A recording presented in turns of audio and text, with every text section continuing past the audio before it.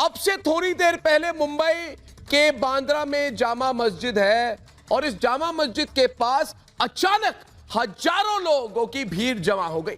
इसलिए आज मेरे साथ पूछता है भारत कि मुंबई के बांद्रा में मस्जिद के पास किसने भीड़ जुटाई? लॉकडाउन में हर भीड़ मस्जिद के पास ही क्यों जुटती है? और आज का सबसे बड़ा सवाल कि अफवाह फैलाकर लॉकडाउन को कौन फेल करने की साजिश कर रहा है? बड़ा सवाल, क्या मुस्लिम नेताओं ने भाषण देकर लोगों को उकसाया और यहां भीड़ इकट्ठा की? लोगों की भीड़ के लिए क्या जामा मस्जिद जिम्मेदार? ओके, मस्जिद का क्या एंगल है? बहुत सारी न्यूज रिपोर्ट्स आई हैं जिसमें न्यूज एंकर्स बोल रहे हैं कि भीड़ मस्जिद के बाहर हुई और शायद मस्जिद से उनको उकसाया गया। मतलब बहुत ही निहायती बकवास बात है ये। मस्जिद का एंगल उसमें ये है कि बांद्रा बस डिपो से ही लग के वो मस्जिद है। अब हुआ ये था, जब वहां पे इतनी भीड़ इकट्ठी हो गई तो पुलिस की जो गाड़ियों के पास जो उनके मेगाफोन्स होते हैं उनसे वो अपनी बात उनको पहुंचा नहीं पा रहे थे, मतलब उनकी आवाज नहीं जा रही थी। तो उन्होंने मस्जिद में रिक्वेस्ट किया कि हम मस्जिद से अनाउंसमेंट करेंगे और फिर मस्जिद से वहाँ के जो एडिशनल सीपी थे मनोज शर्मा, उन्होंने अनाउंसमेंट किया। वहाँ के डीसीपी थे उन्होंने अनाउंसमेंट किया। वहाँ के जो इमाम थे उनसे भी उन्होंने अनाउंसमेंट करवाया कि भाई आप लोग इस तरीके से ऐसे इकट्ठे मत हुई, ये बीमारी बहुत खतरनाक है। 14 अप्रैल को जब मुंबई के बांद्रा स्टेशन के परिसर में 1,500 से भी ज्यादा लोग जमा हो गए और गांव जाने की बात करने लगे यूपी और बिहार, तो कई न्यूज चैनलों को मजदूरों की अपनी पीड़ा से ज्यादा वहां पास की मस्जिद ज्यादा नजर आने लगी और वो मस्जिद को रेखांकित कर खबरें चलाने लगे। उन्हीं न्यूज चैनलों को उसी वक्त यह नहीं दिखा कि सूरत में भी बड़ी तादाद में मजदूर सड़कों पर निकल आए हैं और प्रशासन के लिए चुनौती के सबब बन गए हैं। वो गांव जाने की जिद करने लगे, कहने लगे कि उनका पेट नहीं भर रहा और अब वो अपनों के करीब जाना चाहते हैं, पर मीडिया के लिए ये खबर नहीं थी। कल मुंबई में मजदूरों के नाम पर देश से बहुत बड़ी साजिश, बहुत बड़ी। बांद्रा स्टेशन पर जो हजारों लोग आए वो मजदूर नहीं थे। वो कौन थे? वो किराए पर बुलाए गए एक्टर थे कि ये ना भूखे थे, ना प्यासे थे, ना मजबूर थे, ना मजदूर थे। ये तफरी करने वाले नायक थे जिसको दिल्ली की भाषा में बोला जाता है वेलापंदी।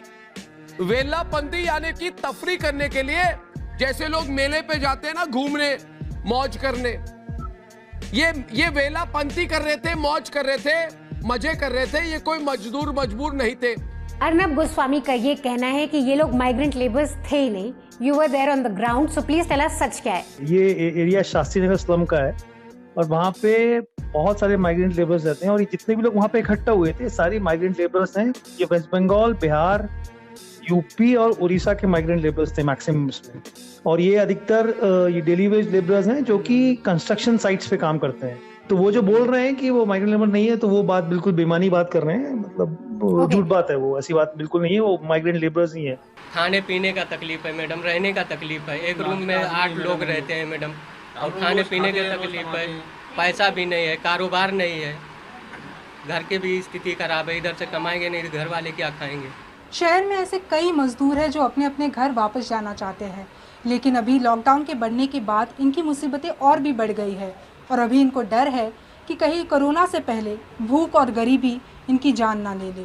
क्या मजदूर के नाम पर झूठ बोलकर, मजदूर के नाम पर अफवाह फैलाकर मोदी सरकार को इस वक्त बदनाम करने की साजिश हो रही है? क्यों लगातार ये इंप्रेशन जा रहा है? क्योंकि आरएसएस और बीजेपी से खिलाफत है, इसलिए सरकार कुछ भी अच्छा करे उसके खिलाफ खड़े हो जा। बांद्रा की घटना भी कुछ उसी तरफ इंगित कर रही है। बांद्रा की घटना भी कुछ उसी तरह इंगित कर रही है। क्या बांद्रा की भीड़ को किसी साजिश के तहत इकट्ठा किया गया था? एक बड़ा सवाल यह भी है कि मुंबई से उत्तर प्रदेश और बिहार जाने के लिए ट्रेनें मुंबई के सीएसटी और दादर जैसे रेलवे स्टेशन से जाती हैं, वहां से चलती हैं, तो फिर उत्तर प्रदेश, बिहार और पश्चिम बंगाल के प्रवासी मजदूर बांद्रा रेलवे स्टेशन पर इकट्ठा क्यों हुए? सबसे बड़ी बात यह है कि जो लोग बांद्रा स्टेशन पर इकट्ठा हुए थे उन लोगों के पास कोई सामान नहीं था।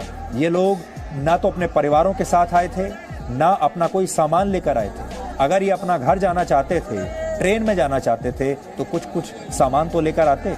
देखिए, ये जो भीड़ है ये बांद्रा स्टेशन के उधर नहीं, ये बांद्रा बस डिपो है, ये वहां पे थे ये लोग। और ये जो इनका जो शास्त्री नगर का एरिया है, ये बेसिकली वहां पे एक ओल्ड स्लॉटर हाउस कंपाउंड एक इलाका है, वो उसमें आता है ये।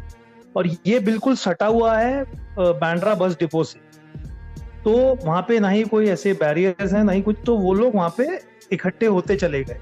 और मतलब किसी ने ऐसा बोला नहीं था कि आप मतलब कोई व्हाट्सएप मैसेज या कोई न्यूज रिपोर्ट या मतलब उसके जरिए वहां पे इकट्ठे नहीं होते, लेकिन ये बिल्कुल लगा हुआ है, इसलिए वहां पे वो लोग आते चले गए। और वो इसलिए कि भाई मतलब कुछ लोग का मतलब आपस में बातचीत वो कर रहे थे कि भाई सब इकट्ठा होंगे तो मतलब हमारी बात रख सकेंगे गाड़ी चालू करने की, तो वो वर्ड ऑफ माउथ ऐसा घूमते एक दूसरे के पीछे वो बहुत सारे लोग वहां पे आते चले गए। डीसीपी वहां के जो हैं जोन नंबर 9 के, उन्होंने भी ये बात बताई है कि मतलब क्या हुआ था, जब वो वहां पुलिस थी तो वहां पे करीबन मुश्किल से 100-150 लोग थे, तो वो उनके ग्रीवेंसेस सुनने लगे थे।